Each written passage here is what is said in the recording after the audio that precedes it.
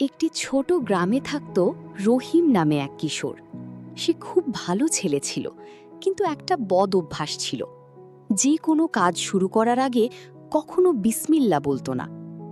একদিন রাতে তার মা বললেন, বাবা, প্রতিটা ভালো কাজের শুরুতে বিসমিল্লা বলবে, এতে আল্লাহর রহমত থাকে। রহিম হেসে বলল, এত ছোট একটা কথায় আবার কি হয়?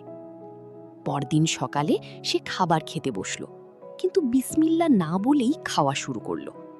হঠাৎ তার ছোট ভাই বলল, ভাইয়া, হুজুর বলেছে কেউ বিসমিল্লা না বলে খেলে শয়তানও তার সাথে খায়।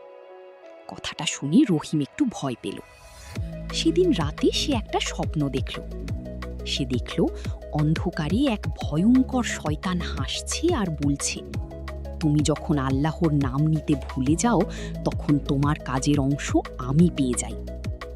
ঘুম ভেঙে রহিম ঘেমে গেল। সে বুঝতে পারল বিসমিল্লা শুধু একটা শব্দ না, এটা আল্লাহর স্মরণ এবং শয়তান থেকে সুরক্ষা। সেদিন থেকে রহিম প্রতিটা কাজের আগে বলতে শুরু করল, বিসমিল্লাহির রহমানির রহিম। খাবার, পড়াশোনা, ঘর থেকে বের হওয়া সব কিছুর আগে। তার মনেও শান্তি আসতে লাগলো।